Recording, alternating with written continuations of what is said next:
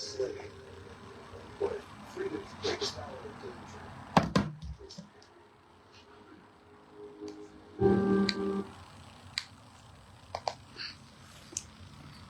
الخير. Undeclared wars عايزة أقول لكم على حاجة tragically. كده مبدئيا. ده طبعا النهاردة الجمعة وحضراتكم أكيد بتصيفوا. الرئيس كان عنده حق 1,000,000% لما بيقول لنا لما تتضايقوا اشتغلوا لما تزعلوا اشتغلوا، لما حاجة اشتغلوا. اقسم بعز جلالة الله النصيحة دي، يعني في حاجة مضايقاني إن مثلا في شركة مثلا معينة، كتبت عنها وهتكلم عنها بعد كده، اديت اعلانات كاذبة وعملت موقف كده احكي لكم عليه بس بعد شوية شغل. فقلت لنفسي لا، بقول لك ايه، فكك خش على الشغل على طول. احلى من الشغل، ما فيش احلى من الشغل. مشكورين المصريين اللي في تركيا. يعني المصريين من أنحاء العالم بتبعتوا لي مسجات. بدأت أفتح الخاص وأتعامل تاني مع الخاص، وفي ضباط جيش أمريكان كلموني، ناس كنت أعرفها من سنين، أعرفها وجه لوجه، يعني أصدقاء. في مستاء جدا طبعا بيتكلموا في السياسة. فطبعا مصر إيه، لازم تكون عارفة، مستائين من الإدارة الأمريكية الحالية، وبيصلوا لربنا وبيقولوا إن في بنزين بترول وغاز كويس وكده. ف أشكرهم يعني إن هم بيشاركونا الصلاة أو الدعاء إن العالم ما يكونش فيه حروب أو حاجات زي كده. الكلام ده من خلال الفيسبوك بتاعي. طيب، عندي كمان رسالة جميلة حابة أقراها لحضراتكم ولنفسي. أنا مهندس ميكانيكا شغال في تركيا، فالنهاردة لقيت مهندس تركي فاتح فيديوهاتك وجاي يقول لي شفت المرأة المصرية القوية اللي دايما بتدافع على بلدها. بجد وقتها أنا فرحت جدا من كل قلبي لأني متابعك، وفعلا حضرتك مصرية أصيلة وبنت أصول حرفيا. والله أنا فخور بيكي جدا أستاذ. يعني ده كان برايفت، فمتشكرة ليك جدا ومتشكرة المهندس سمونج التركي، ويا رب يحمي تركيا حقيقي من أي مخططات سيئة جاية لها. احنا في شغلنا ده طبيعة شغلي العملي اللي هو البحث، research analysis, and sometimes it's about like global security. So you know, I do touch up and read on Turkey as well. So I do pray for like إن كلنا نكون في سلام وخير. again ممنونة من الرسائل الطيبة. التجربة السيئة السريعة إنه في ظاهرة كده في مصر، في ما يسمى الجيمات، اللي هي بتاعت ما يسمى A كلاس. طيب بتتصل بنكلمها، طيب كذا كام ها بس بياخدونا على طور كده، بياخدونا طور. طب تعالى نشوف الأول، فاللي هو لكنهم عايزين يتفرجوا عليك كباترينا يعني. تعالوا، طب يعني أنا بسأل سؤال، المبلغ كام كذا، طيب في ويتنج ليست ولا لا ماشي حلو. ناخد ميعاد عشان نشوف التور، لا واكين، اوكي نخش واكين. طب تعالي تاني يوم، ده احنا حابينك قوي، ده فري ورك اوت. يتفرجوا على الواحد ويتفرجوا على انت جايب لي فرجه بقى الحاجه. وبعد كده ما اعرفش مين الاونر، يقول لك ايه الاونر، ما تعرفش هو مين، مش عارف، مش مكتوب.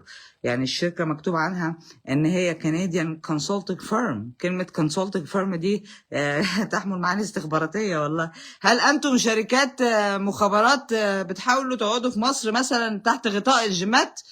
ف انزان اثليتكس، انا مش ممنونة من المعاملة اللي فيها خداع، لان دي اسمها فالس ادفرتايزمنت. لو عندكم حاجه اسمها ويتنج ليست على التليفون تقولوا لنا في حاجه اسمها ويتنج ليست، مش تجيبوا بني ادم تخيطوه وتتفرجوا عليه ويبقى في حد واقف لك على اللاكر روم يشوفك ويتابعك والتفاصيل دي كلها، وبعدين ايه حاجه تحصل في الموضوع. فمن هم هذه الشركه؟ اتامل فيها، هل هي صاحبة حد مصري ولا حد مش مصري بيلعب في حاجة؟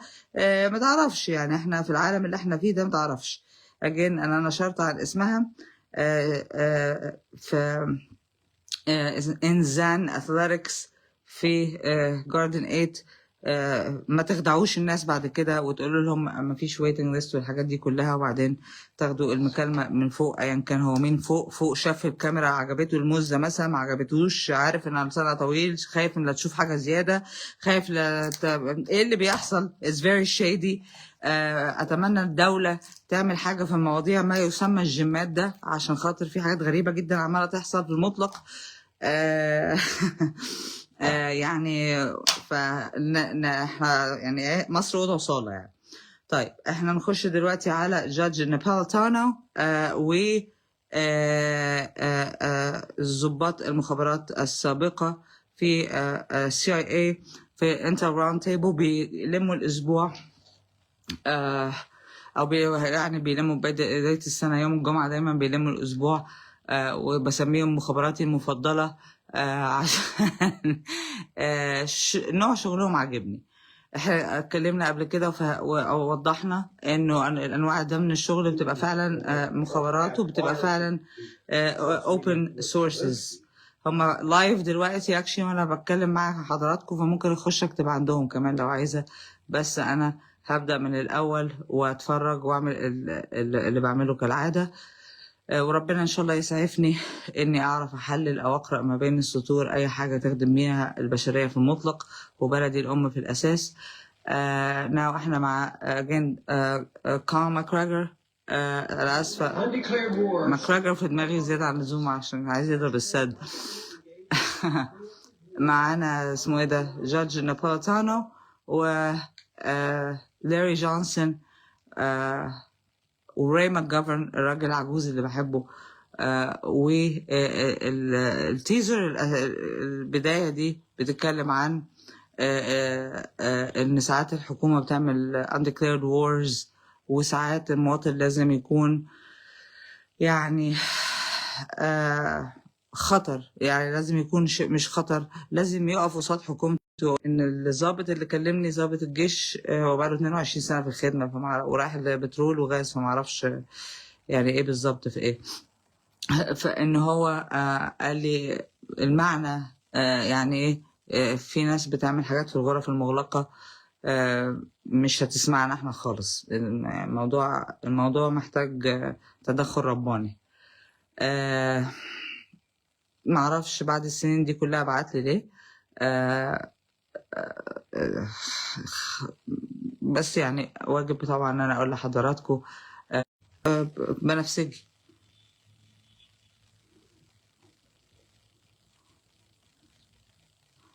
ماشي مستورد صح؟ ماشي كام دي؟ ماشي ابعت لي صورة كده لو كتر ألف خير. ماشي متشكرة. ده رقمك ده؟ ده رقمك. اوكي ماشي تمام ماشي مع السلامة.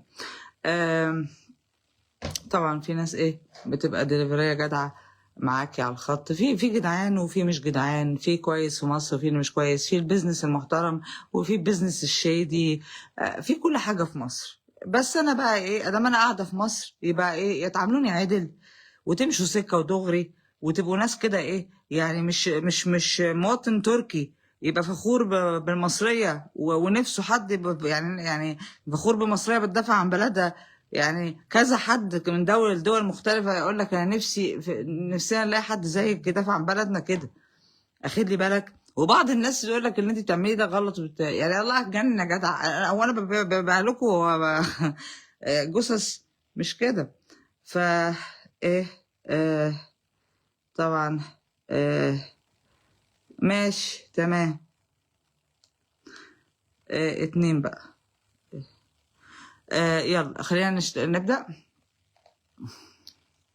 ايه رأيكم في الضفيرتين الفلاحة؟ Tragically, our government engages in preemptive war, otherwise known as aggression, with no complaints from the American people. Sadly, we have become accustomed to living with the illegitimate use of force by government. To develop a truly free society, the issue of initiating force must be understood and rejected. What if sometimes, to love your country, you had to alter or abolish the government? What if Jefferson was right? What if that government is best which governs least? What if it is dangerous to be right when the government is wrong? What if it is better to perish fighting for freedom? قال لي تعبير، هو كان بيحاول يستخدم رمزيات في التعبير. قال لي تعبير، قال لي عارفة لما تدخلي أوضة أو غرفة ريحتها مش حلوة، بس بعد ما تقعدي فيها شوية، عشان كنت بسأله على ناس معنية في المخابرات ليه مش بيديهم تقارير كويسة حقيقية. قال لي لما تقعدي في أوضة ريحتها مش حلوة بعد فترة هتتعودي على الريحة. وما اقدرش يقول أكتر من كده، بس في شعور دلوقتي جوايا إن أنا زي عارف المرسال من بلد لبلد. يعني أنا في بلدي الأم دلوقتي وصحابي ايام زمان بيكلموا. طبعا في مصر محمد بيه ممكن يتحسس مسدسه وبيكلمي ضابط الجيش الامريكي، ما انا كنت عايشه معاهم يا فندم وصحابي واتدربت معاهم وكل حاجه يعني وكان يعني احنا يعني مش الحاجات دي مش بتشاف. الناس دي مش بتاعت يعني الناس دي مش اعدائنا، يعني مش اعدائنا، يعني خد بالك. فهم نفسهم بيشتكوا من الحكومه، مستنيين الفوترز، ما في انتخابات جايه، فبيقول لك يكشي الناخب بقى اللي نازلين هينتخبوا دول قريب ينتخبوا الناس عدله. ولكن هم برضو زي ما كنت بقول لحضراتكم بيقول انه المواطن العادي بيبقى مش في دماغه، ما بيعرفش ايه الحاجات دي، مش معانا، مش هنا يعني. فهو شايف حاجات كتيره سيئه. بيقول لي انا قلبي بينزف يعني. ف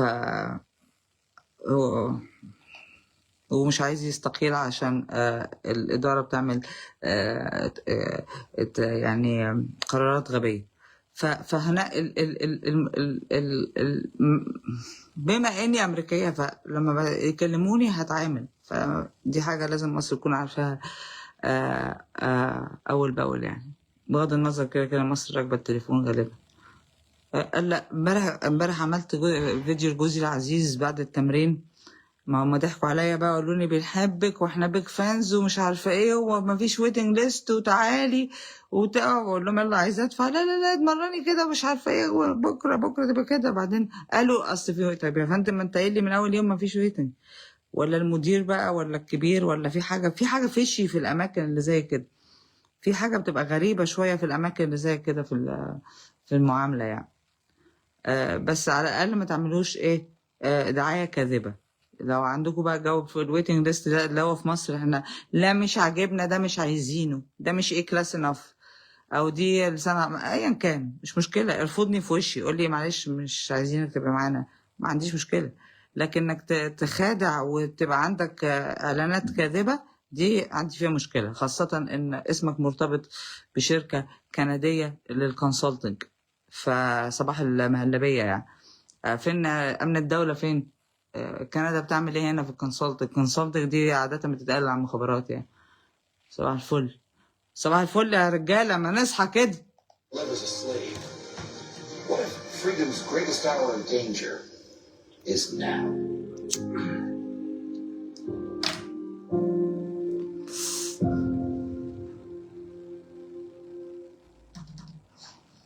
Hi everyone, Judge Andrew Napolitano. My friends, أصدقائي. Today is Friday, January 16th, 2026. It's our favorite time of the day. Napolitano. It's our favorite day of the week. It's our wrap up with the intelligence community. My Larry Johnson. Collaborators who always do double and sometimes Ray McGovern. with us. Larry Johnson and Ray McGovern. Ray, as always, my dear friends, welcome here. I interviewed, before we get to the substantive matters, I think you both know that حابة كمان أتكلم مع حضراتكم وأديكم كده، لأن في زمايلي في من إحدى الزملاء اللي بحبهم وبتمنى لهم الشفاء يا رب. يا رب يكونوا بخير وسلامة، بيحبوا يتفرجوا على حاجات زي كده. شافوا سكوت ريدرز وشافوا أسلوبه وشافوا إن هو عايز يستخدم المادة 25. يعني انا نفسي ان زمايلي يكونوا حواليا، يعني نفسي ابقى جنبهم كده، نفسي اشوفهم حتى، يعني نقعد مع بعض. بس في حقيقي والله احنا على قلب واحد، لكن كل واحد عنده اللي مكفيه. ف راي ماجافرن فور اكزامبل اللي هو العجوز، اكتر واحد عجوز فيهم من ايام الاتحاد السوفيتي، فمخضرم اكتر في ملفات روسيا. قال مره كده طلعت منه حته شقاوه من المدارس القديمه. انا بحب المدارس القديمه جدا. لاري جونسون، لا ده السي اي اللي هو ساعات بيلف ويدور ويتذاكى، يحاول يتذاكى. سكار ريدرز اللي بيشوت في الوش. يعني السي اي غير شويه المخابرات المركزيه غير المخابرات العسكريه، خلي بالك. الاثنين بيختلفوا شويه في الاداء، ولكن حده ذكاء السي اي بتبقى بالنسبه لي وبالنسبه لتقييمي اقوى، لانه ساعات مش بيقول المعلومه، هو ممكن يستخدم كلمه مبطنه عنده، لكنه كده مثلا، او كلمه افيه عندهم من فيلم معين وصل بيه حاجه. خاصه لاري جونسون الكبير في السن، لانه بقاله في الخدمه عارف ان هو فوق 60 سنه، فيعني وكان في يوم النصر موجود، بيسافروا روسيا طول الوقت يعني، ويسافروا أماكن تانية في العالم. وشهم دلوقتي مكشوف، وبيكلموا رؤساء أو المعنيين في الدول التانية لأسباب مختلفة. فإحنا بنحاول نتعلم ونفهم ونشوف، وده جزء من الأبحاث اللي أنا بعملها على الهوا. جزء منها يمكن حد يتعلم إزاي أنا بعمل البحث بتاعي، أو إزاي بفكر نطلع ازاي نقرا السطور دي ازاي يعني. هدفي برضو ان اسيب حضراتكم او الجيل الاخر او الزملاء لو تستفادوا حاجه مني في دقيقه انا هكون مبسوطه يعني، زي ما هم علموني انا ببقى نفسي اضيف لهم يعني. يلا نتكلم. 10 or 12 minutes discussing what happened to him. I mean, basically, some bureaucrats in the federal government directed the headquarters of this bank. ثانية واحدة بقى، احنا نبدأ عشان أبدأ أركز معاهم. Hi everyone, Judge Andrew Napolitano here for Judging Freedom. Today is Friday, January 16th, 2026. It's our favorite time of the day. It's our favorite day of the week. It's our wrap-up with the intelligence community, my longtime friends and collaborators who always do double and sometimes triple duty with us, Larry Johnson and Ray McGovern. Ray, as always, my dear friends, welcome here. I interviewed, before we get to the substantive matters, I think you both know that Scott agreed to come on at 8 this morning, and we spent a good 10 or 12 minutes discussing what happened to him. I mean, basically, some bureaucrats in the federal government directed the headquarters of this bank, which is one of those large banks. No way. The local branch where he's good friends with the branch manager, to seize his accounts and close them. And of course, they did this with no. Okay, احنا كنا بنتكلم على سكوت ريدرز. لو ده حقيقي اللي حصل معاه، عشان زمان الاف بي اي دخلت وخدت منه الحاجات التكنولوجيا اللي عنده، ورقه وباسبوره عشان ما يسافرش، وبعد كده رجعوا له الباسبور وسافر روسيا. وبعدين انفعل واتكلم على المادة 25. المادة 25 بتقول يعني ممكن نشيل الرئيس.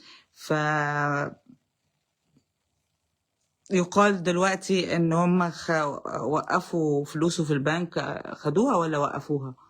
Notice to him he had filled his tank with gas. Gave the kid the credit card. The kid says the card's being rejected.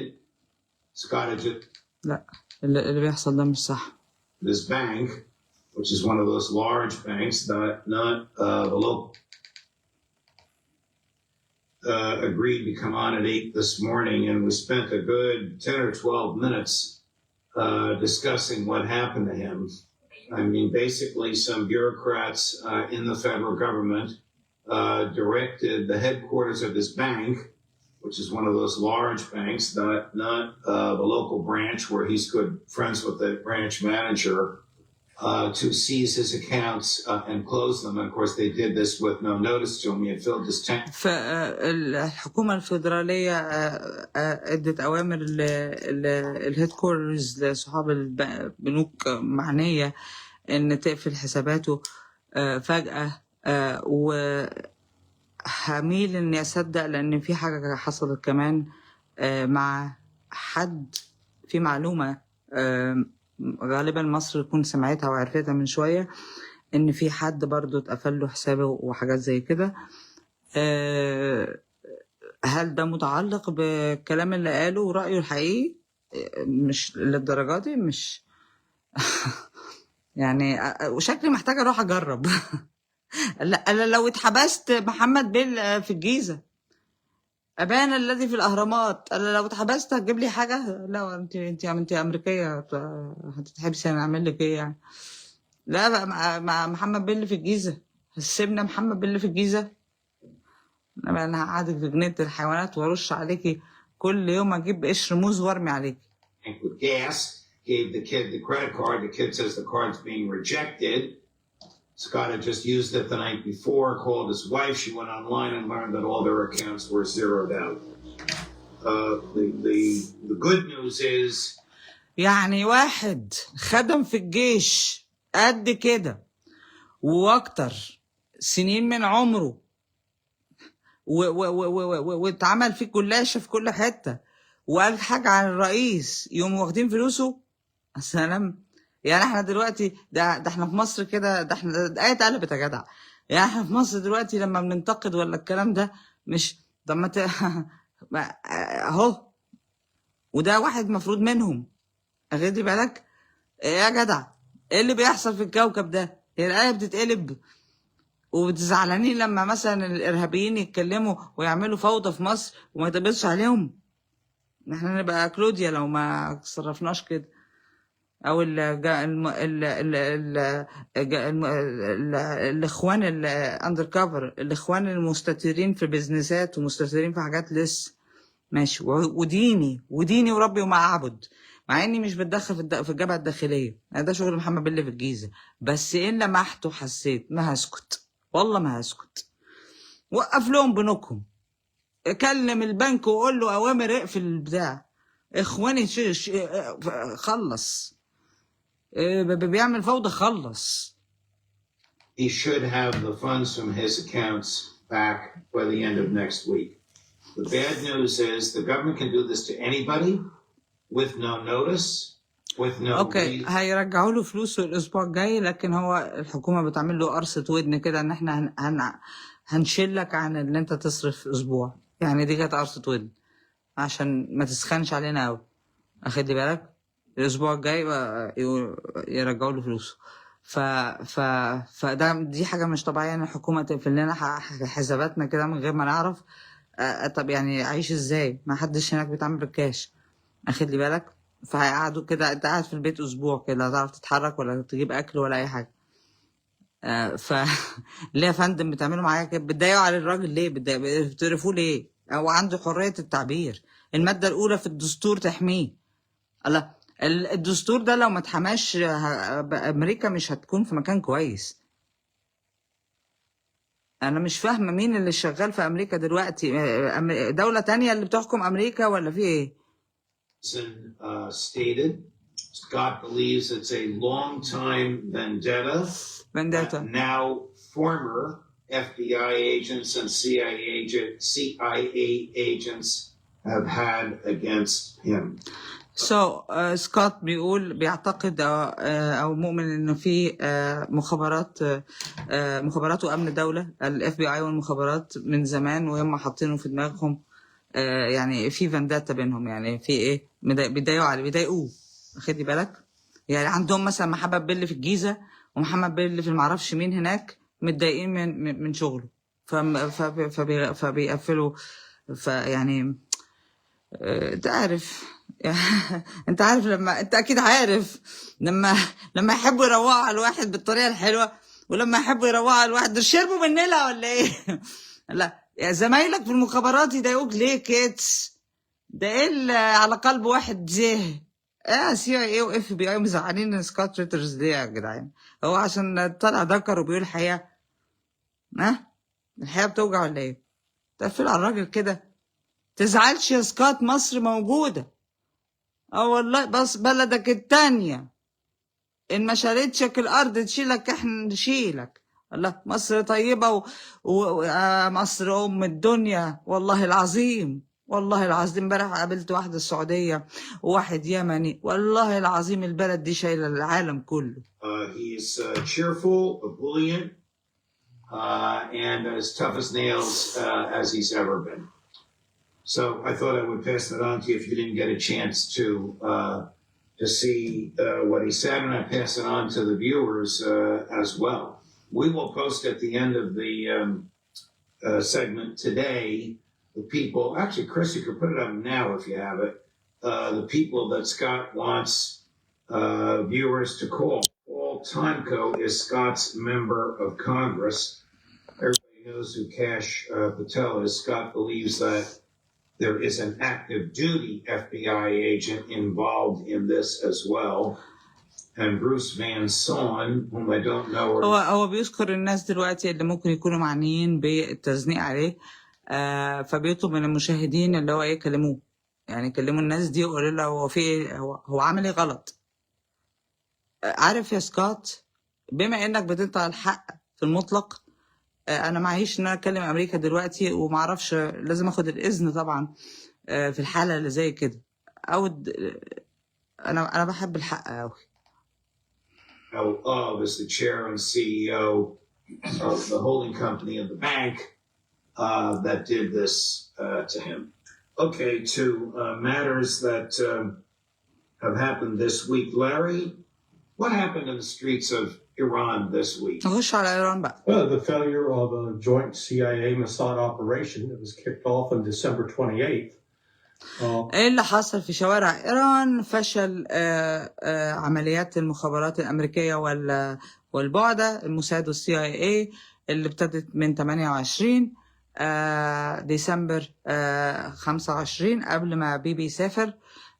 When Volodymyr Zelensky was meeting with Donald Trump, but this was 24 hours before Trump sat down with Bibi Netanyahu.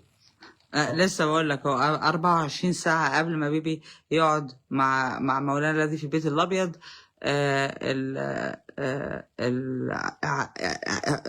according to Larry Johnson، عمليات الموساد والCIA ابتدت قبلها بيوم، حلو، وفشلت. اوكي، هو مش بيسميها مظاهرة ولا حاجة، هو بيسميها عمليات الCIA والموساد. أنا هتشلح في الشلاحات، الأمر واحد والرب واحد يا جدع. ده تركيا دلوقتي بتقول لك تحيا مصر. الله العظيم، يا تركيا دلوقتي يقول لك بص المصرية القوية. الله العظيم، بالروب والشعر الأكرة، قاعدين في البيت بكرامتنا إلى حد ما، يعني بغض النظر عن الجيمات اللي عماله تقول لنا مش في ايه يا جدع. الله، ده انا حتى لما بشوف الحاجه بغض البصر يعني، ولا اللي عنده حاجه يخبيها بقى عشان دي ما بتسكتش. بس في ناس قبضت على جيمات بتعمل حاجات سيئه، ودي حاجه كويسه. concocted a crash of the Iranian currency, knowing that would ignite protests against the government. And people said, oh, CIA couldn't do that. Well, hell, George Soros did it to the UK a few years back. اوكي، طيب هو برضو بينسب العملة. اتكلمنا مع حضراتكم امبارح، واول حاجة مهمة جدا ان انت تسخط عملة الدولة المعنية، تسخطها تبقى ملهاش اي قيمة. ان دي كانت برضو حسب كلامه ان دي عمليه CIA برضو، والناس عماله تقول له لا ما يقدروش يعملوا حاجه زي كده. فبيتكلم على جورج سوروز اللي عمل حاجه زي كده بالفعل، يعني عملوا عمليات انها ممكن توصل دول. قلنا لحضراتكم الكلام ده قبل كده. الو، ايوه، اتفضل، ماشي، قول لي الحساب كام.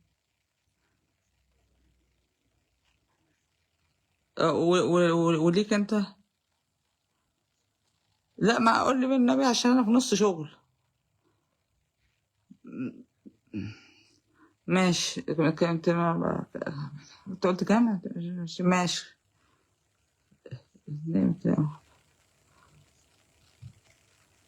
الواحدة بتبقى ايه؟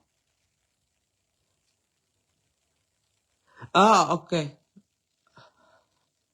ماشي got you اوكي ماشي مع السلامة. إيه.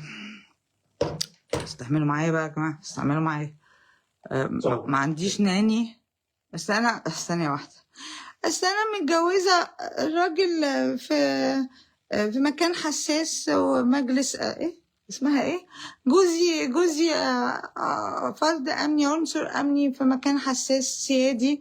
فطبعا عندي كل النانيز وعندي كل الشوفيرز وعندي كل اللي فاهم بيعملوا لي كل حاجه، وطبعا بعدين بيزعلوا لي شعري دلوقتي وعاملين لي يعني جوزي بقى مروق عليا جوزي. فانا يعني مش حارمني من حاجه جوزي خالص، ولما بزعل خالص بيسفرني فرنسا اعمل ضوافري هناك، وانا لا لا لا لا، ويفتح لي جيم لوحدي كمان عشان ما اتضايقش. يعني جوزي اللي هو في مكان سيادي ده خراشي على جوزي. جراو ليا جراو ليا انتوا بتعملوا في حاجات الواحد والله العظيم، والمصحف شعري بيشيب من اللي بشوفه. جراو ليا. اولا لو متجوزه حد في الموضوع ده ما تتكلميش عنه، قولي لي جوزك بيشتغل دكتور سنان، مش تقولي جوزك بيشتغل فشخره على ايه؟ ده حياته ياما، ده حياته. افرض انا شمال ولا حاجه ولا نسيت ولا قلت حاجه ولا ارتجلت. ده ايه ده ايه اللي احنا فيه ده؟ انتوا عارفين جوزي بيشتغل ايه؟ بيبيع ليمون. الله. One guy like Soros. دي من النسوان لما تيجي تتفشخر بجوازاتها توديهم في داهيه. والله العظيم تبقى حبل مشنقتك على ايد مراتك، مش الولايه هبله. انت جوزت واحده هبله يا فندم. ايه ده لو بجد، اصلا لو بجد مستحيل ما تقولهاش اصلا. اسود. فكروا اخويا قبل ما تتجوزوا، فكروا. You do it to an economy the size of the Brits. You bet your bottom dollar that the intelligence community, with the backing of the U.S. Treasury, can actually do it to Iran. They did. It ignited protests. At the same time. مين بقى اللي يقدر يعمل يسقط دول باسقاط العمله؟ هو بيقول لك اليو اس انتليجنس، المخابرات الامريكيه with the backing of بمساعده التريجري اللي هي الخزانه. عندنا حاجه اسمها خزانه في مصر، ما اعرفش هو 400 وكام. يخرب بيت الذاكره اللي في الشلاحات. يا لهوي يا مع الذاكره. قال لي كام؟ والله ما فاكره، والله العظيم ما فاكره. 440. قال لي كام يا اولاد؟ 440 صح؟ 1 2 3 ده كده. ده بدي مش عارف افكر، بس الراجل ده خدوهم والله كويس. المهم تصدق ما شافش وشي لغايه دلوقتي من وراء حجاب. You know, the Western narrative was, this was just organic. These are people rising up against the oppression of the mullahs. Nonsense. Okay. Oppression of the mullahs. سمع كلمة mullahs أيها المصري تقعد تقول لي الملة. ملة إيه؟ بقى الملاري يبقى ملة. حكم الملة، نظام الملة. ده عندكم في دمنهور نظام الملة ده. يقول لك مولز. المولز مش عارف يقولها لا بعربي ولا بفارسي ولا باي لغه. يعني دي حاجه بتجنني في السياق اللي هو باشا انت عادل يا باشا، انت بجد الكلمه. المهم يقول لك نفس الكلام برضو اللي اتقال خلال الايام اللي فاتت. قال لك ان هي كانت ثوره اورجانيك يعني طبيعيه بدون تدخل اي حد عشان الناس عارفين من حكم المله. حلوه حكم المله دي، لكن احنا اللي مرتبينها. They had pre-positioned Starlink terminals, courtesy of Elon Musk. Those terminals didn't just fall from the sky like manna from heaven. No, these were purchased through the intelligence community. المخابرات برضو باعت. هم كانوا عاملين زارعين terminals، يعني زارعين أماكن تعتبر التجسس. خلي بالك اللي هي بتاعت الإنترنت بتاعت ستارلينك، كانوا زارعينها أصلا before. ويقول لك كريسي ماسك بإيه؟ من خلال المخابرات. فلما اقول لك ايلون ماسك كنت بتريق عليه زمان، لما بقول لك ده صناعة مخابراتية وواجهة كنت بقول كده صح؟ اهو قال لك كورتيزي ماسك، بس كانوا زارعين الكلام ده من المخابرات. بنتنا كانت بتحكي الكلام ده زمان، وكله بقى بيرايل على ماسك، وشوف ماسك دخل البيت الابيض وكان صاحبه وشاف صاحبه والليله السوداء دي، كل ده صناعة مخابرات، كل دي ناس اوجه واجهه الحاجه. اجيب لك في دولة كورخسي معرفش فلان الفلاني رجل الاعمال ده اياه ده واجهه الحاجه. حلو. فعشان بس نبقى ايه ما نستعبطش على بعضينا كلنا ونفتكر ان الناس دي حقيقيه وبليونات فجاه. هو بيقول له نفسه انت فاكر ستارلينك يعني نزلت هبطت من السماء؟ زرعينها والمخابرات دفعاها، دفع فلوسها والكلام ده كله. صباح الفل. امال انتوا فاكرين المخابرات بتجيب فلوس منين؟ احنا هنستعبط يا جدعان؟ انتوا فاكرين الناس قاعدين غلابه في المكاتب بيتكتكوا؟ وما خفي اعظم. And they were distributed to intelligence احنا ايه؟ احنا الناس الرشيده. networks to individuals inside Iran. You've got a variety of groups. You've got Kurds. You've got the Mujahideen al-Qaeda. طبعا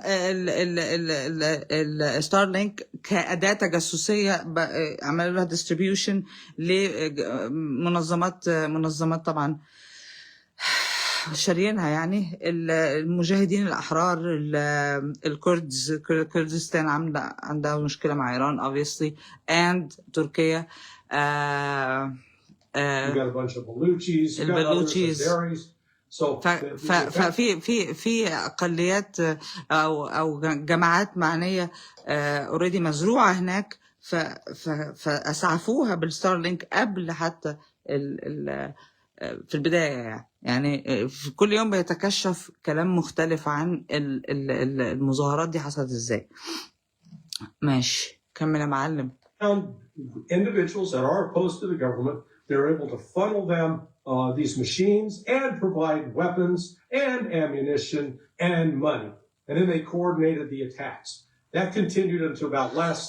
مع طبعا بعض المواطنين اللي هم معارضين للدولة، الخونة بقى في الحالة دي، لأن كلمة معارض حاجة وخاين حاجة. فكلمة مش عارف هل المعارض مش معرفش هي مفهومة ايه في مصر، بس هو بيقولك الأوبوزيشنز برضو ساعدوهم انهم يدخلوا فلوس والأسلحة والحاجات اللي كانت مطلوبة عشان يبقى فيه ريدز فيها ضرب نار. اوكي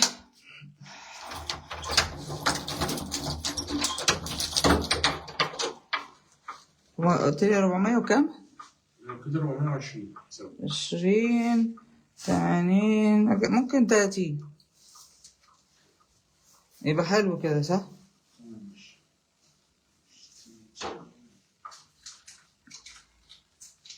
جبتها منين؟ من بره من عند البنزين. ماشي.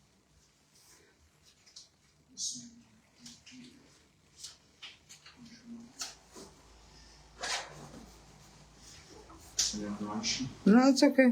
So كانوا قايلين قبليها برضو في عناصر أخرى كانت قايلة إن 400 اللي هو الإيراني كان قايل إنه 400 من الحرس اتقتلوا. ماشي متشكر. تمام. شكرا. خلينا نشوف بقى الشباب دي هتقول ايه.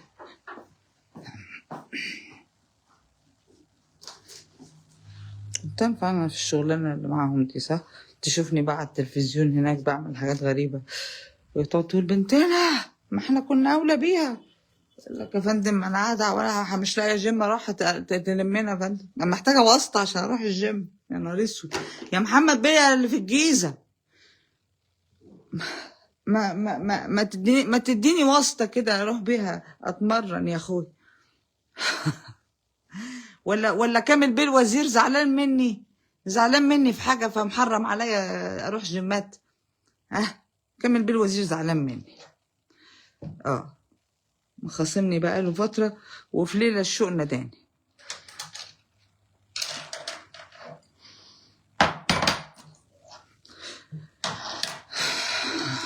دول عمالة تتشال وتتقلب واحنا بنعمل في بعض حركات بايخة.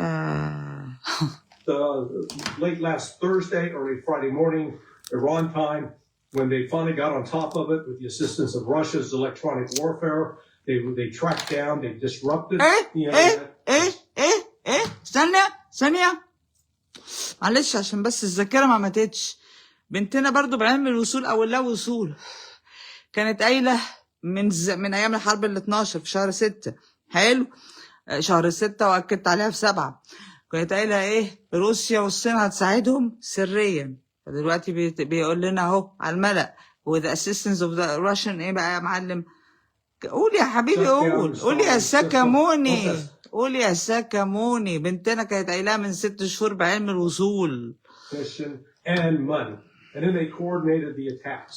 That continued until about late last Thursday, early Friday morning, Iran time, when they finally got on top of it with the assistance of Russia's electronic warfare.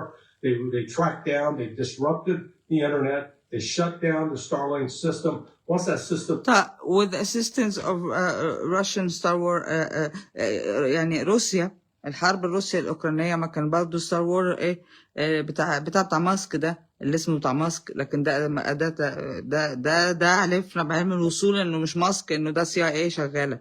ده دلوقتي انترنت تجسسي عشان يخش يخترق البهاريز كلها.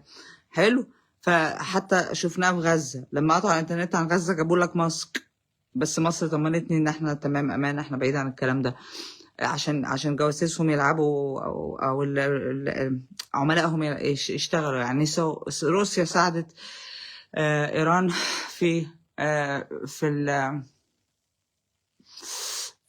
التحكم في الموضوع ده، انها قفلت شت داون، قفلت عليهم الكونكشن عشان ما يعرفوش يرسلوا لبعض هيتواجدوا فين ويخربوها فين يعني، ويكسروا ويحرقوا فين. خدي بالك احنا قلنا زمان ان روسيا هتساعدهم استخباراتيا بعلم الوصول، قلناها هي منطق. ليه؟ جنب روسيا امنها القومي. was shut down. The ability of these protesters to organize and to be able to coordinate was eliminated. And then the Iranian security services moved in and started taking them down. This was, I think, all planned to coincide. If that had not been disrupted last Friday, it would have culminated on Tuesday with a military strike by the United States who believed. يعني لولا تدخل روسيا ان هي تساعد ايران وتلم الموضوع كله يوم الجمعة، كان ممكن يبقى في ضربة من الولايات المتحدة.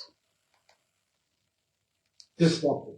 That I think is why Trump called off the attack. They have no intention of ending any assault on Iran. It's going to take place.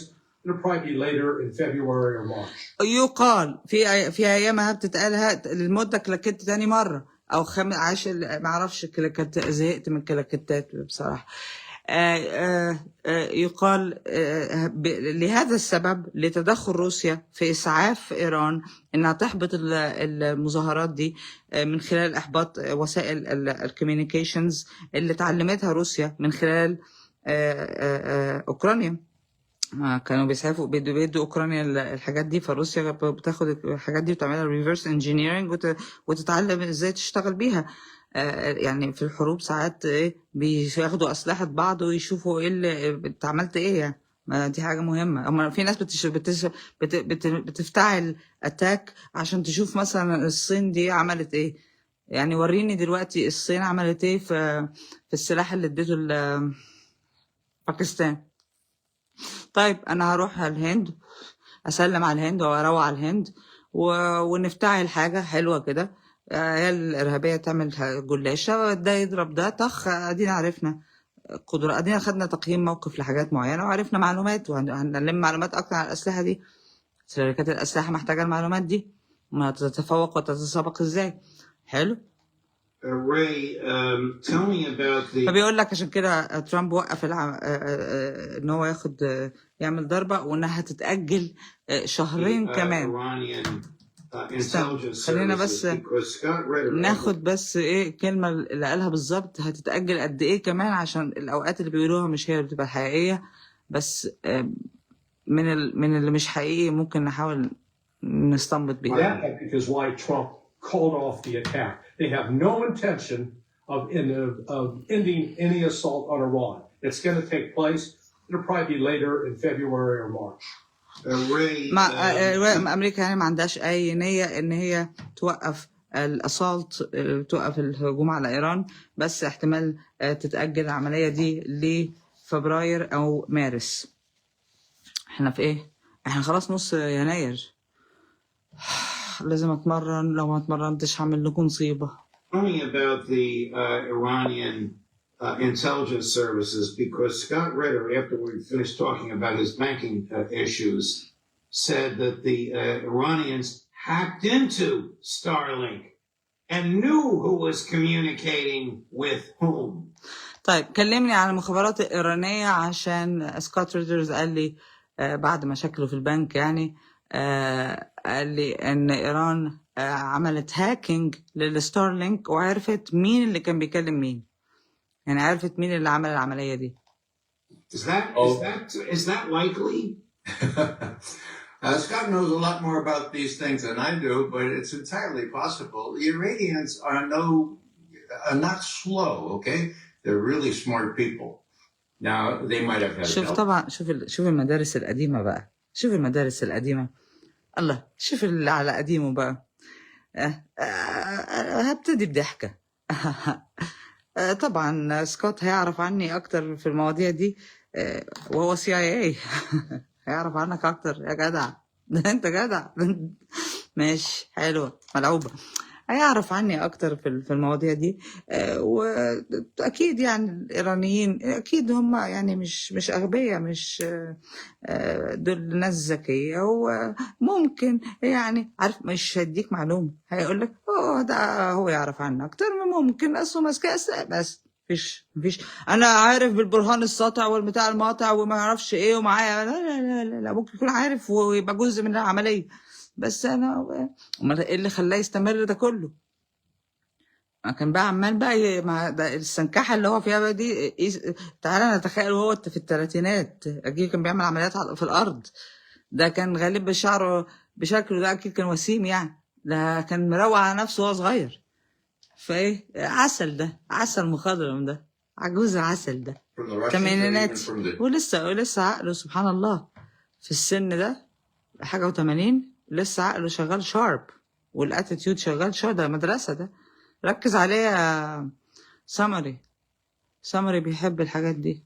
Chinese, but Larry's tale about Starlink, and all of a sudden, Starlink failed. That's amazing, you know?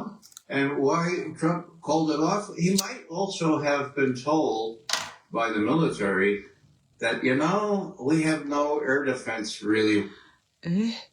ماريز موزايك.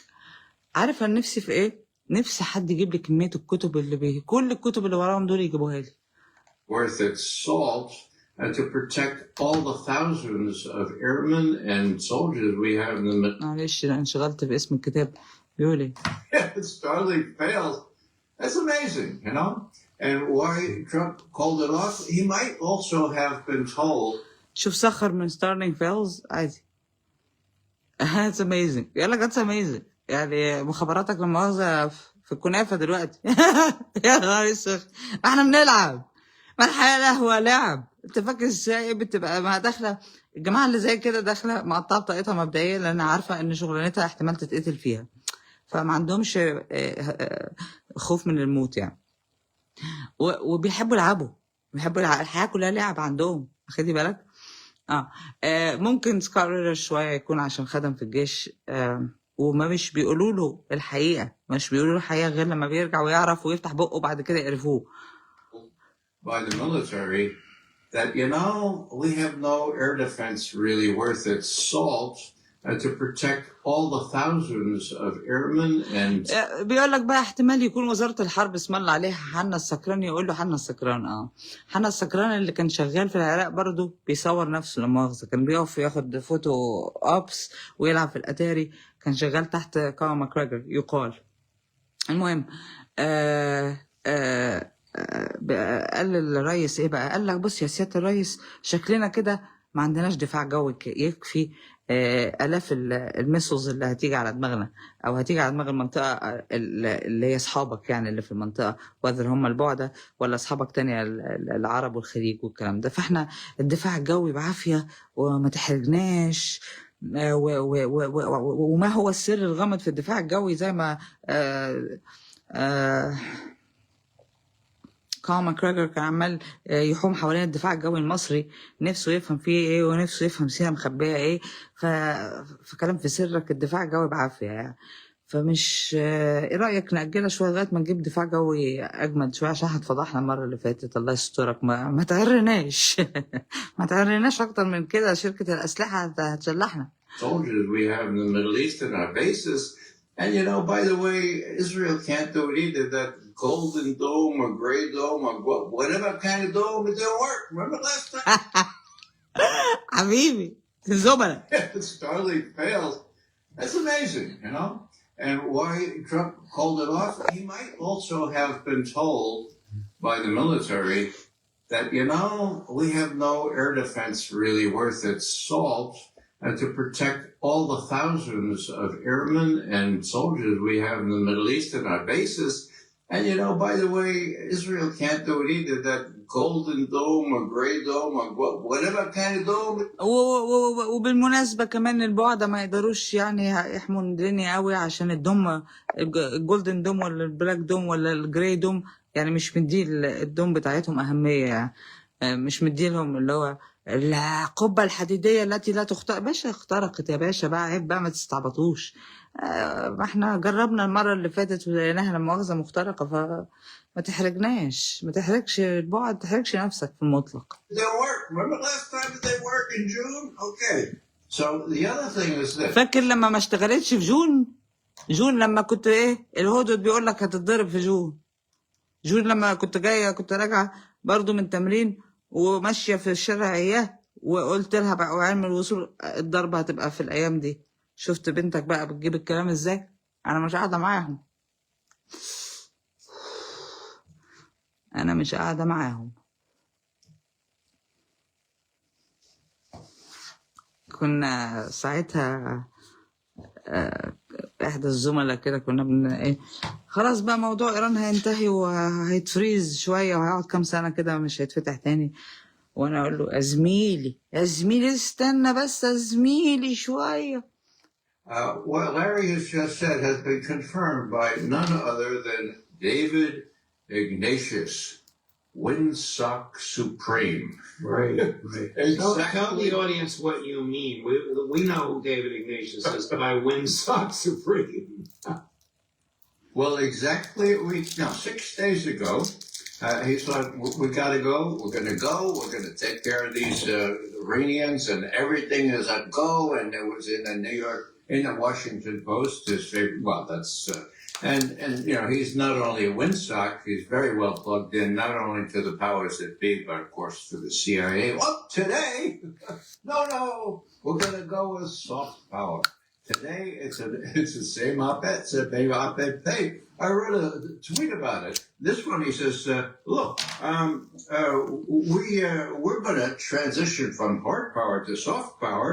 And, you know, maybe, my comment, maybe he learned what hypersonic means.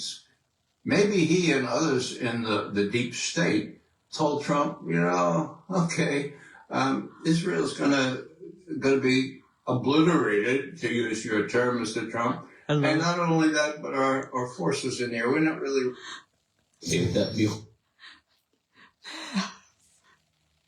سريع. 80 degrees about what he had just a short 6 days ago. So, Larry, please postpone that. Windsock, David Ignatius has that today.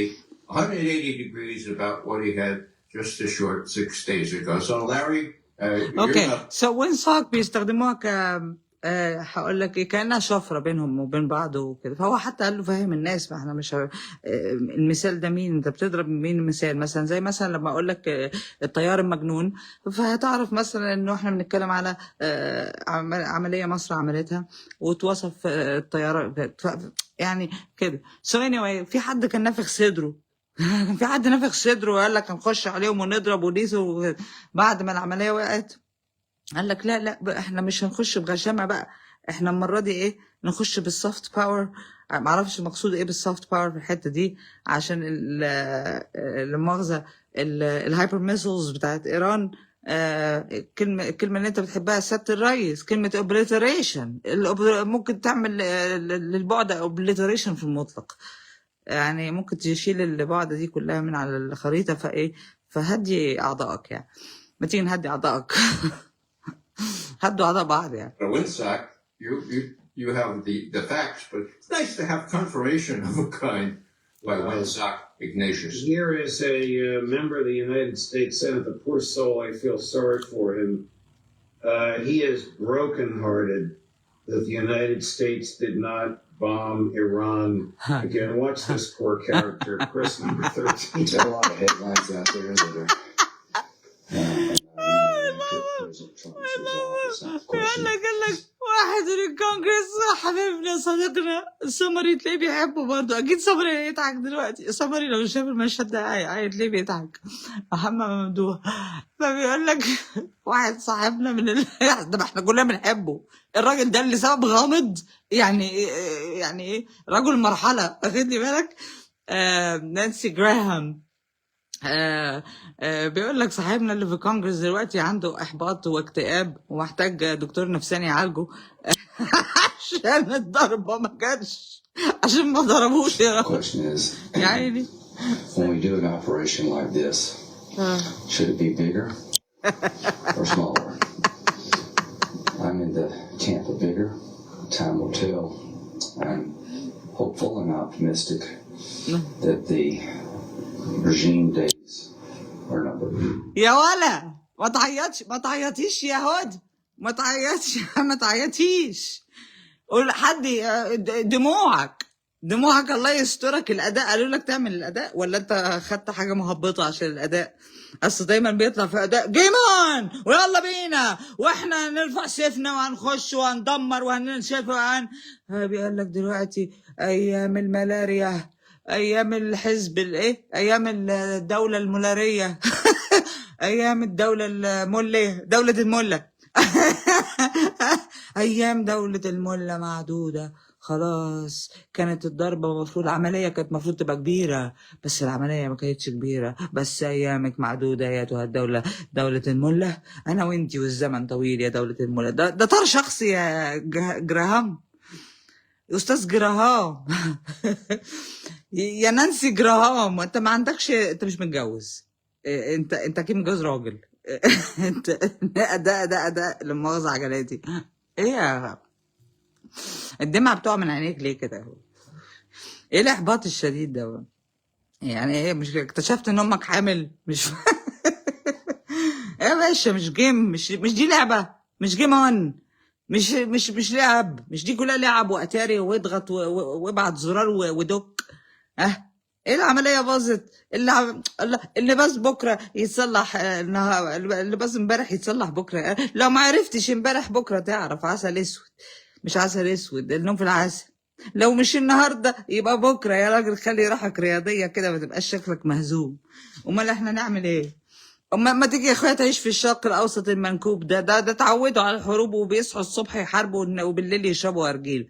والله العظيم ده انت خفيف قوي يا اختي. امسح دموعك. Larry, this is absurd, really. Yeah. Well, let me.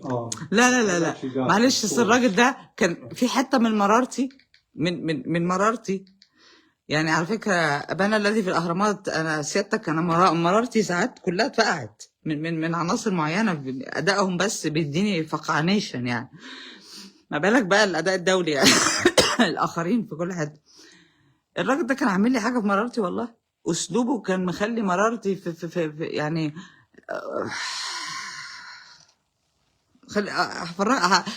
عيشوا معايا. Headlines out there that are, in my view, not accurate. President Trump's resolve is not the question. The question is, when we do an operation like this, should it be bigger or smaller? I'm in the camp of bigger. Time will tell. I'm hopeful and optimistic that the regime days are numbered. انا من كامب مش من فريق. انا من ايه؟ من كامب اوف بيجر. كامب يعني مخيم زي كامب ديفيد. العملية اللي عملناها دي كانت المفروض تبقى يعني السؤال صغيرة ولا كبيرة، بس أنا من كامب بيجر. المفروض نعمل عملية كبيرة، فزعلانة أوي إزاي ما عملوش عملية كبيرة. بس الملة خلاص أيامه معدودة. الملة I mean, this is absurd, really. Yeah. Well, let me, I've actually got a source who's been involved with U.S. air operations. Now, this is how the U.S. military is viewing the possibility of Iran launching missiles.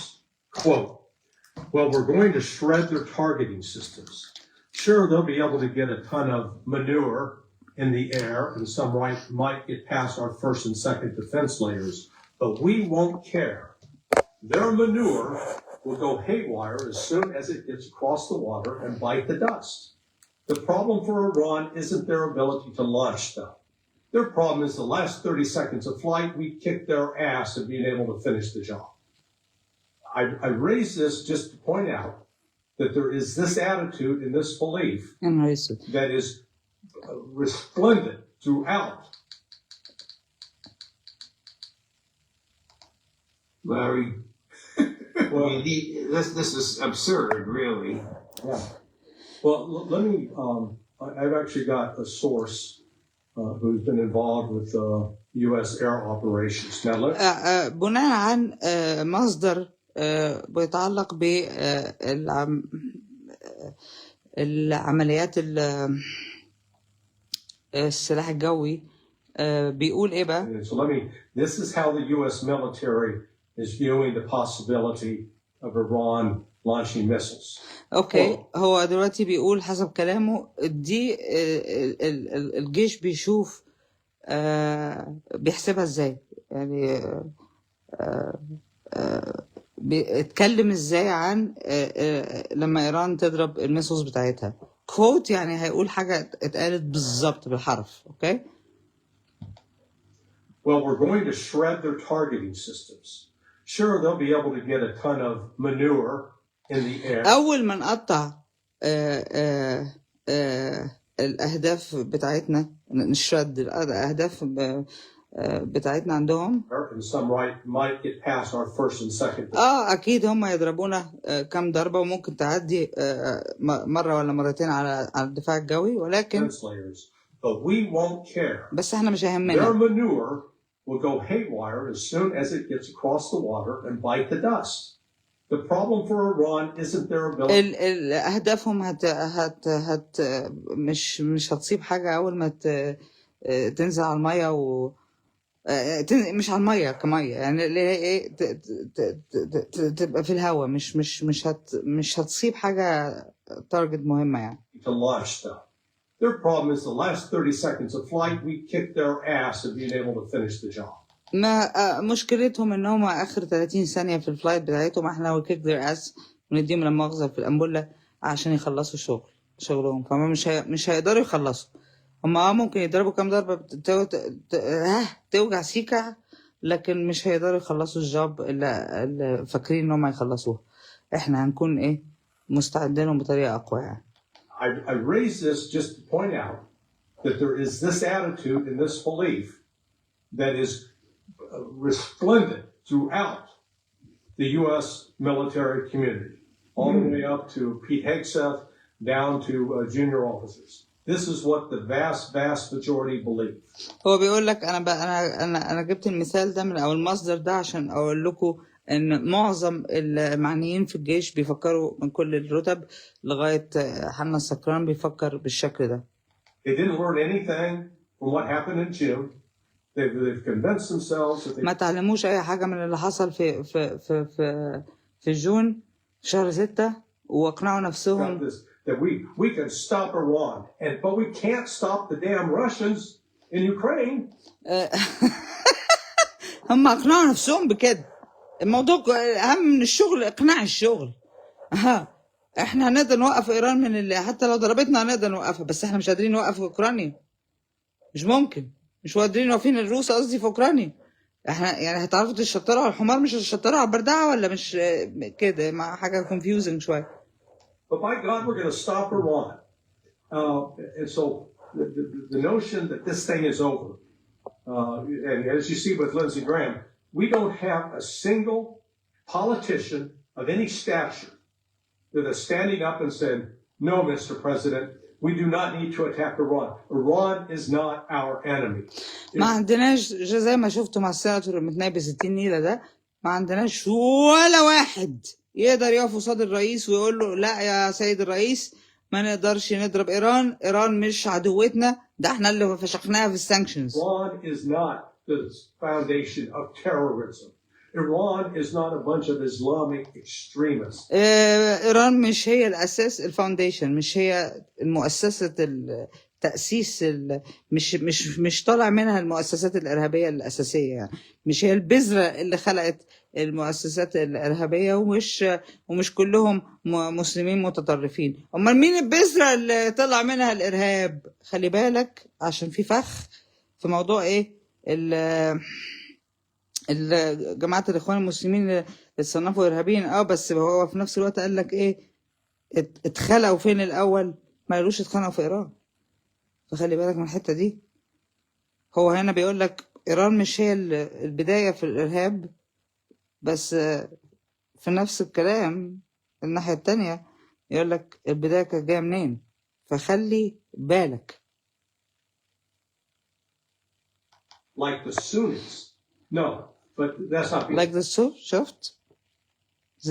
دول مش الإرهابيين اللي زي السنة، اللي زي السنيين اللي طالعين منين؟ قالوا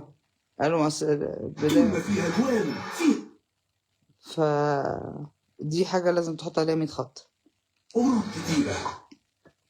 So we were piled with lie upon lie upon lie, and so right now the pretend is, oh yeah, we're going to talk. Hell no. We're still sending systems, aircraft carrier task force to the Gulf. We're going to go to war with Iran, and Lindsey Graham will get his late belated Christmas present. Ray, why? احنا كذب علينا كتير. بس هو شوف هو ما اتكلمش على ان هم غلطانين في ان هم يعملوا لهم sanctions او عقوبات. هو قال لك ايران مش زي السنة. ايران مش هي بداية زرعة الارهاب، بداية زرعة الارهاب في مكان تاني. فلسه في دماغه في عدو معين. مش خلي بقى شوف، مهم جدا تاخد بالك من دي. فبيقول لك انتوا هم كذبوا علينا، قالوا لنا هي السبب في البتاع، لكن واضح ان احنا عندنا معلومات تانية ان ناس بلاد اخرى كانت هي الاساس في وجود الارهابيين او الفكر الارهابي. ولكن يعني مش هيسمعونا وهيكملوا وهيضربوا ايران وهيعملوا اللي هم عايزينه. Did Trump call off the bombing? Why did Netanyahu ask Trump to call off the bombing?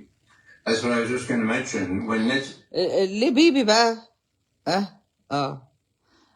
استحمل يا بوجي. ليه بيبي يكلم مولانا الذي في البيت الابيض وقال له وقف العمليه، ما تضربش دلوقتي؟ ليه تفتكر ليه؟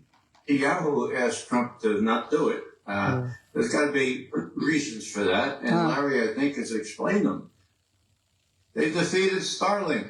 They had no way to communicate with all these spies and agents provocateur that they were. Again بيتكلم تاني عن زميله، بيقول له أكيد بيبي وقف العملية عشان في أسباب، زي ما الزميلي قال، زي ما ليري قال.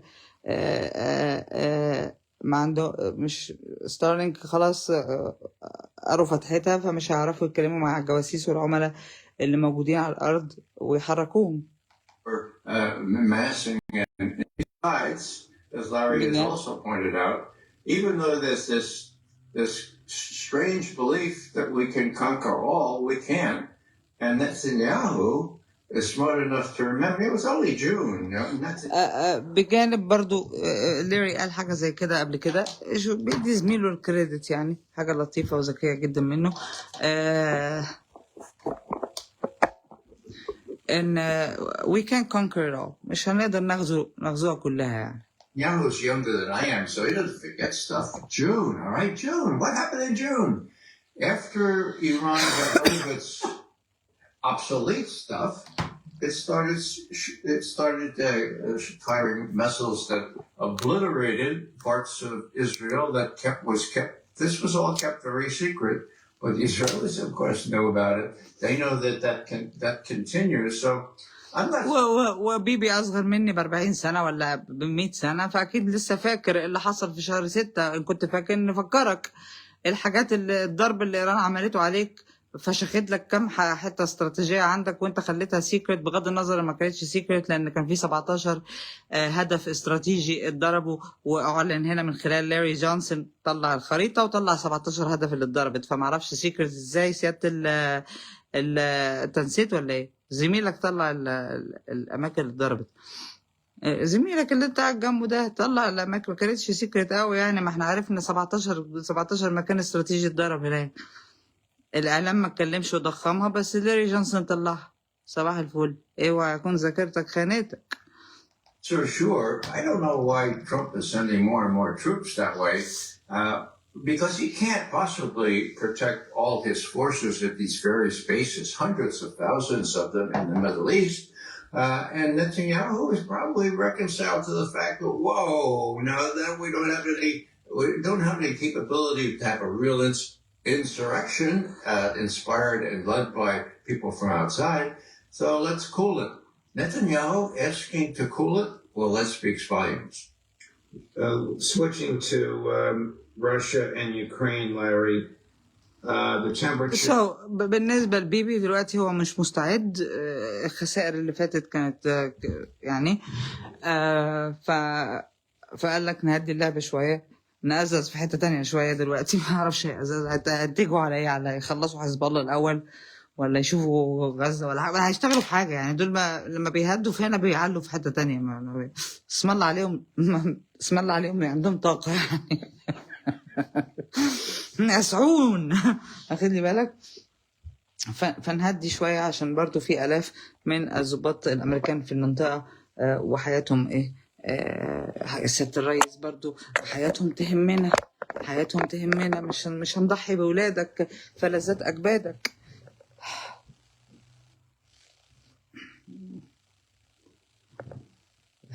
احنا عندنا زمن الدجال طلع وتاب. In Kyiv last night was hovering around 0 Fahrenheit. Much of the city is without heat or hot water. How much longer is this going to go on? Are we going to see more arrestniks?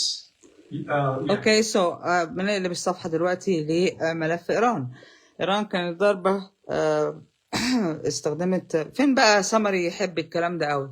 أوراشنيك بقى يموت هو والنور، يموتوا يتكلموا في الأسلحة، يعشقوا الكلام في السلاح. الله العظيم، في سلاح اسمه أوراشنيك كانت مجربة روسيا في 24 وبعدين أعادت توظيفه بعد ما اتضرب الروسي في بيته أو إحدى بيوته أو أيا كان، ومع الدليل للسطع والبرهان المطع.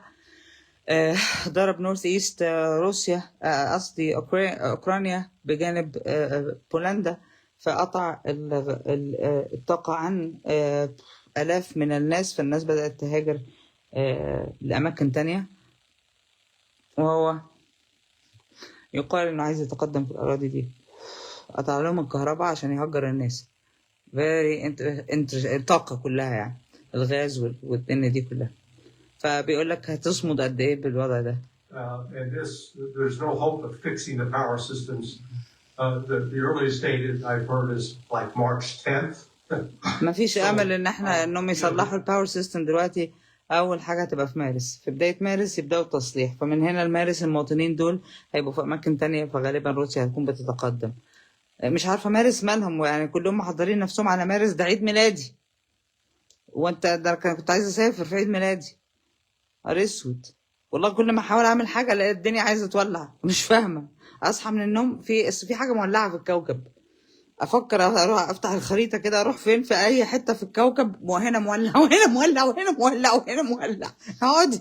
اقعدي طب اروح الجيم الاقيهم يقول لك QR كود وويت زون ومش ويت، جرى يا جدعان انا اتحبست. I think there's actually now a strategy behind Russia doing this. This was proposed by General Surovikin way back in September of 2022, but it was turned down, rejected by the general staff, foolishly in my. بيعتقد ان في استراتيجيه روسيا بتستخدمها في اللي هي بتعمله مع اوكرانيا دلوقتي. ايه بقى؟ Russia to carry out its military operations without. استنى بقى، عشان خاطر الاستراتيجيه دي ذكيه. انا اضرب البشر ليه؟ اضرب لهم الطاقه بتاعتهم هيمشوا، صح؟ Behind Russia doing this. This was proposed by General Surovikin way back in September of 2022. اوكي، كانت الاستراتيجيه دي من سبتمبر 2022. الجنرال معرفش، مش عارفه سيرافيكا ولا ايا كان اسمه، كان بيقول ايه بقى؟ was turned down, rejected by the general staff. بس ما اتقبلتش. Foolishly in my judgment. هو بيعتقد ان ده غباء منهم ان هم ما قبلوش الاستراتيجية دي اللي هي ايه بقى؟ How they've embraced it. What this does. خدوها بقى دلوقتي. يعني في جنرال قدم استراتيجية معينة في 2022، فدلوقتي بيستخدموا الاستراتيجية بتاعته بعد ما رفضوها. ايه بقى الاستراتيجية يا معلم؟ Clears the civilians out of these cities, which will then make it easier for Russia. انا مش محتاجة اروح الKGB. بقول لك ايه، ثقتك في نفسك بقت اوفر وبقيتي بالونه، عايزين ننفخك نفسي ببالونه.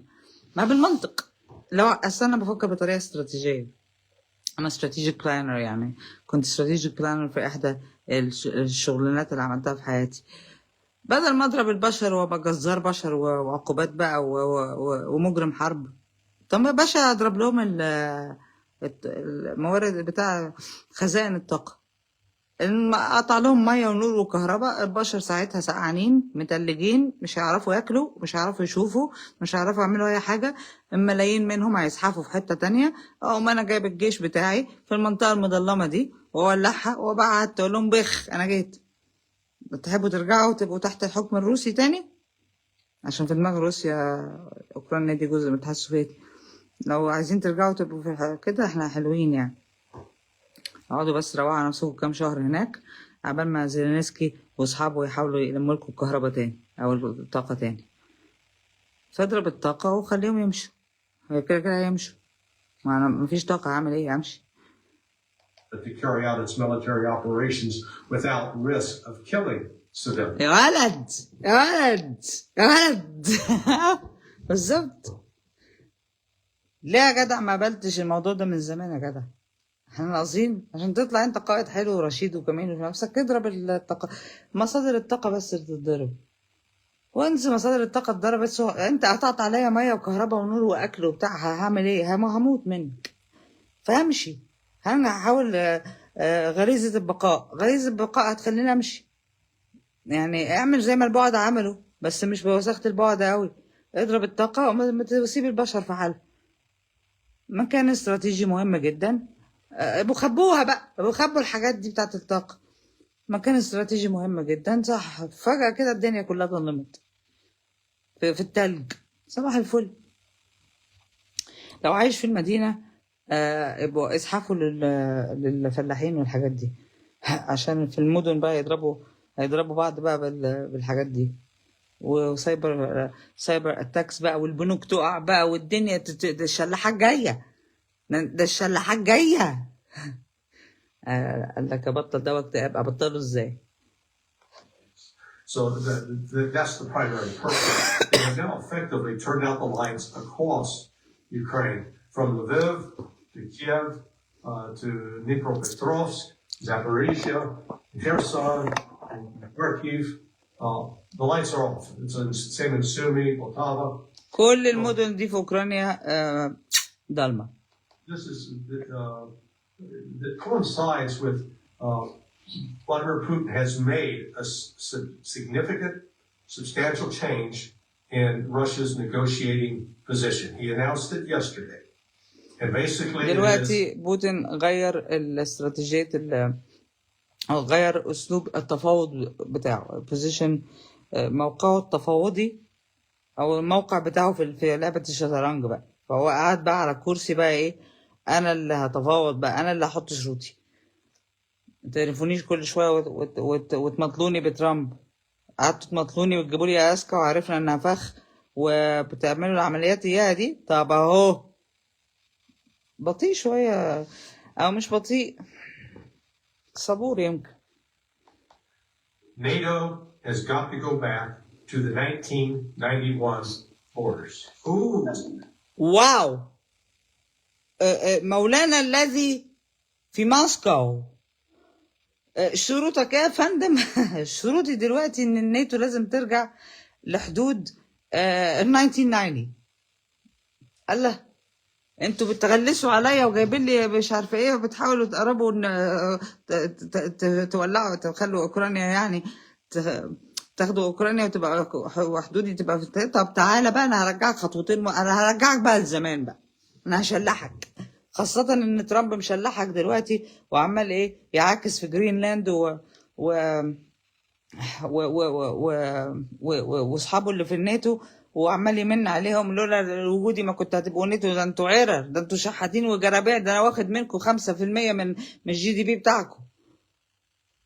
ف اجين ما عمل قطع في الناتو شوية، يعني ايه قطع فيها ايه؟ ده ممكن يتخانق مع دولة من صحابه اللي المفروض في الناتو. طب وده لمصلحة مين؟ ما هو بوتين هو دلوقتي طالب اماكن اوسع. عايز يرجع لفين يا فندم؟ سيادتك عايز ترجع فين؟ Vladimir Putin has made a significant, substantial change in Russia's negotiating position. He announced it yesterday. Basically, it is NATO has got to go back to the 1991 borders. 1991 borders. 1991. طيب دلوقتي ترامب فعلا أضعف الناتو وبيتخانق مع الدنمارك عشان جرينلاند and all that stuff. ويقول لها انت ما عندكيش ثقة بنفسك والليلة دي. خدم مين؟ الناتو ضعفت، والعملية اللي اتعملت في بيته هو بيقول له قلبي معاك ومش عارفة ايه، بس العملية اللي اتعملت في بيته دي كانت ايه؟ ذريعة انه ايه؟ انه يضرب بالايه؟ بالقنبلة ولا بالبتاع اللي هي اورشنيك. حلو. ولما ضرب الضربة دي باستراتيجية اضرب المصادر الطاقة، الناس مشيت. حلو، يبقى موقفه بقى اقوى. حلو، موقفه بقى اقوى. طموحه دلوقتي مش طموحه فمكانه في التفاوض دلوقتي. لا، انا هقعد بقى اتفاوض على حاجة تانية خالص. انا هتفاوض ان الناتو كله يرجع لحدود ما قبل 91. يبقى مين كان بيساعد مين؟ تاخد واوا صغيرة في بيتك ذريعة تضرب انت بيها القنبلة الجديدة بتاعتك اللي انت اشتغلت عليها. مش هتضرب بشر، هتضرب طاقة بس. ينزلوا في الشلاحات اكتر فتعلي شروطك. هل ممكن يكون ده حاجة عملوها مع بعض في السر؟ لا، ما صبت في مصلحة بوتين في الآخر اهو. صح؟ Yes. He announced that yesterday. Well, 1991 is when the so-called promise was made, not 1 inch eastward. Right. And it puts them back to NATO, where NATO was in West Germany. Yes. This is...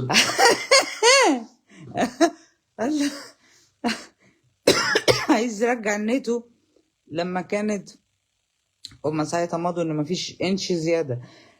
لما كانت في وست جيرماني. فكرني كده لما قلنا حدود 64 والكلام ده. There was our friends at the Duran, Alexander Mercouris and Alex Christoforou.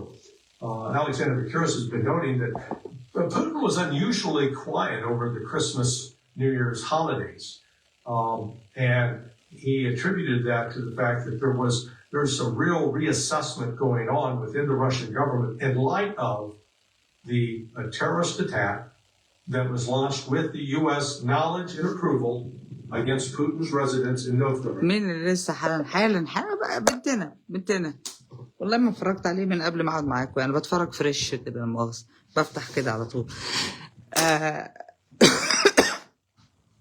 قال لك اصل بوتين بقى له فتره بالمؤاخذه في الكريسماس يعني ما اتكلمش، هو ما بيتكلمش كتير اصلا، ما اتكلمش وبتاع وساكت وكان وكده. اتاري كان بيعمل اسسمنت جديده. ليه اسسمنت؟ عشان خاطر عارف بعلم الوصول ان الضربه اللي حصلت في الريزيدنس بتاعته احدى بيوته، الضربه دي كانت امريكا على علم بيها. فلو امريكا على علم بيها خلاص يا معلم انا هتقدم بقى، يعني ادام انت كنت عمال تماطلني كده او تبان انك بتماطلني، فانا هعمل ري اسسمنت.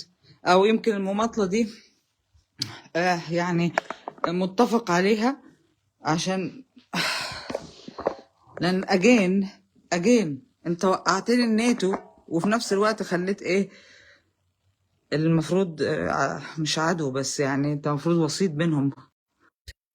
فعمل اسسمنت قال لك انا اتضربت وامريكا عارفه، ماشي لازم ارد، صح لازم ارد، فرد. ده اللي هو بيقوله اللي انا لسه قايلاه قاله يعني. That phone call that Putin and Trump had prior to Trump's meeting with Zelensky was intended to geolocate Putin so that he could be attacked. And when they لا اسمع بقى الكلمة بقى، الكلام ده كبير قوي. قال لك المكالمة اللي ترامب عملها مع بوتين، المكالمة اللي عملها مع بوتين قبل ما ترامب يقابل زيلينسكي، بحيث ان زيلينسكي كده يبقى على الأراضي الأمريكية وترامب كان مكلم بوتين، صح؟ قال لك الهدف منها انه يعرفوا الجيولوكيت، يعرفوا منها بوتين كان فين بالظبط. يعني عايزين يلبسوا دلوقتي ترامب فريم ترامب ان هو معرفش هو كان علم كده ولا لا، او مخابراته هي اللي شغاله بقى بكده. هو اتكلم الراجل مخصوص عشان يحاول يعرف مكانه كان فين، شبه الافلام كده. بقى يا راجل تكلمه وتقول له قلبي معاك قبل ما تتضرب. كلمه مكالمه قبل ما يتضرب، صحيح. ده بنتكلم مع بعض كتير وعلاقتنا حلوه، بقى جزء من المكالمات دي عشان اعرف انت فين واجي اضربك.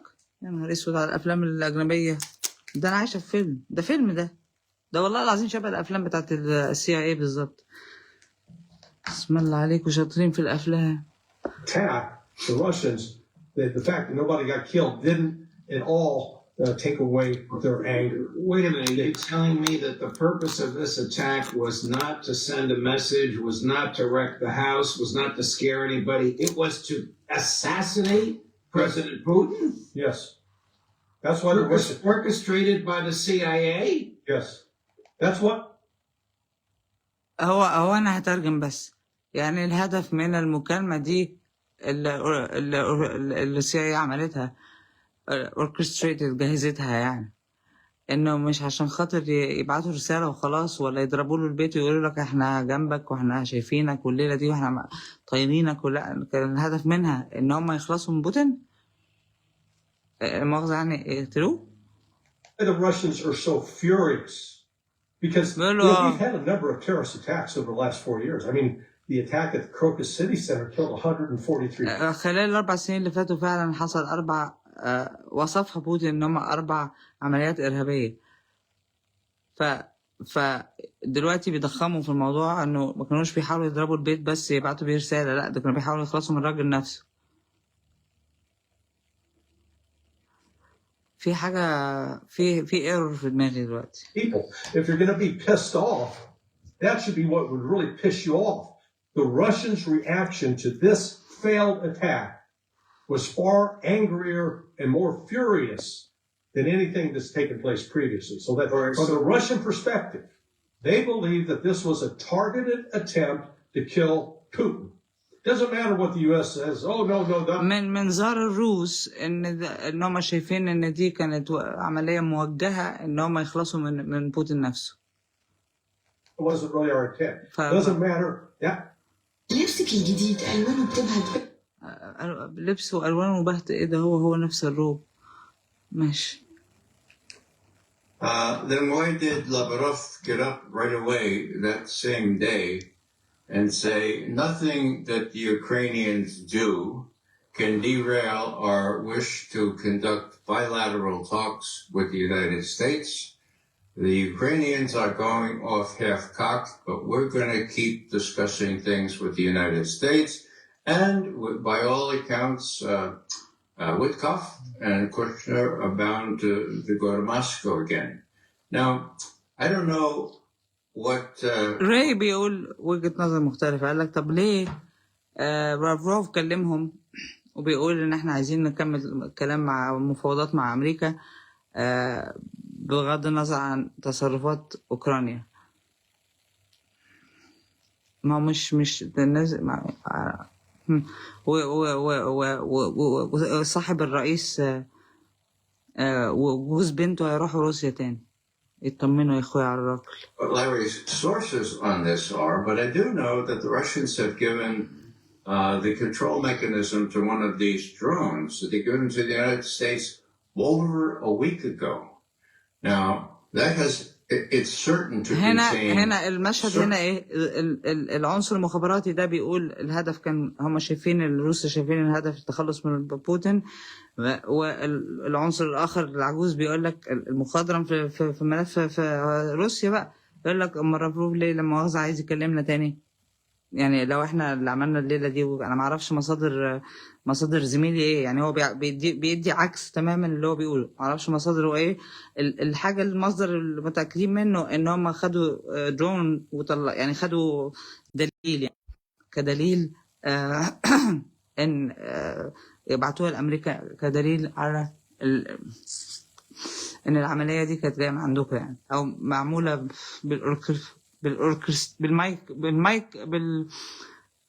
بالمايسترو بتاعكم. عادي في الحالة دي برضو هتبقى عادي، حتى لو كلموا قال له انا مش انا خدت غرضي، مش انا ضربت الطاقة وخليت الناس تمشي واخد الارض دي، خدت غرضي مش باخد غرضي في الاخر. مش انا اهم حاجة عندي اهدافي. هتكلم معاك وماطل معاك تماطلني مطلق صباح الفل. ده انا اللي عملت الهاني بوبو، نقعد نمطل في بعض ونشتغل اللي على الارض الكلام على الارض.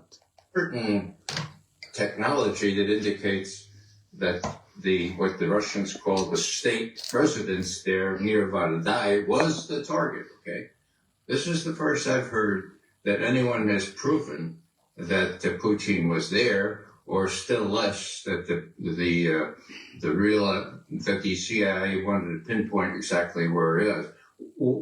Where it lies right now is the U.S. has the part, okay? It's looking at it. Now, Trump, this is the litmus test. Trump can say, oh my God, I was right the first time. This is terrible. Don't let this happen again. Or he could say, I'll give this to the CIA and, fix it up so that we can say that Putin is lying. So في حل من حلين دلوقتي لترامب لما يجيله الدليل ده، يشوف الدليل ده ويتأكد ان هو بعلم الوصول كانوا بيحاولوا يضربوا الراجل فعلا في المقر اللي هو فيه، ويفتح صدره يقول لك غلط اللي حصل ده ما يحصلش تاني، او يقول للسي خدوا العبوا انتوا في الدليل يعني، بحيث ان الدليل يطلع ان بوتين بيكذب واحنا معانا الصوت العالي ممكن نعمله. فما نعرفش هيمشوها ازاي. If the latter, and that's a litmus test of how Putin will look at whether Trump is either sincere or whether he's not his own man. So there's been no reaction so far. I imagine the reaction will be subliminal, that is, not in public, but everything depends on that and on the lack of response so far by Trump to the renewal of the quantitative limits on New START. There's only 20 days left. That's also the litmus test, and Peskov made that very clear yesterday. These are very dangerous times. Larry, Okay, so لسه ترامب بياخد وقته في الرد، وفاضل حاجة 20 يوم ولا فترة زمنية معينة على الشروط اللي كانوا حاطينها. And we'll see what happens. الأيام دي خطر جدا. President Putin in the house when it was attacked? I don't know. I've not heard it confirmed one way or the other. I'm just telling you the Russian reaction. And to Ray's point, it doesn't matter what Lavrov said on the 29th. What matters is what Putin said yesterday. Putin said yesterday, very clear, that this is that the شوفوا هم اختلفوا مع بعض ما شدوش شعر بعض بقى. قالوا احنا ما نعرفش هو كان موجود في الريزيدنس ولا لا، او مش مهم لافروف ايه قال ايه قبليها بكام يوم. المهم اللي اتقال امبارح ان الشروط الجديده ان الناتو يرجع خطوتين ورا ال 91. Root causes of pushing NATO not just back to Poland and Romania, completely Back to Germany. to the conditions that existed when the Soviet Union collapsed in 1991. That means West Germany. He was adamant about that in his remarks where he addressed.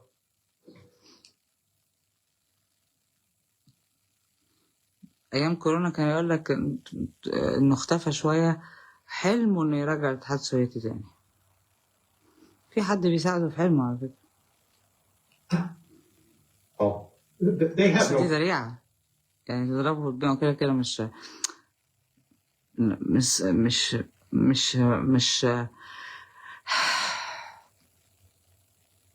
لو عايز بالظبط ممكن تعرف، لكن مش للدرجه دي.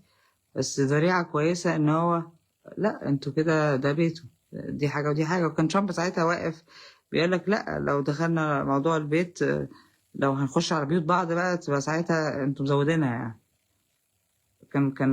كان واقف مع بيبي ساعتها، كان واقف مع بيبي بيستقبله وبيسألوه على رد فعله على اللي حصل في بوتين. قال لك لو وصل للبيت كده احنا في الجلاش. فاضل لسه كام دقيقة وانا محتاجة اخد دقيقة وارجع لكم تاني.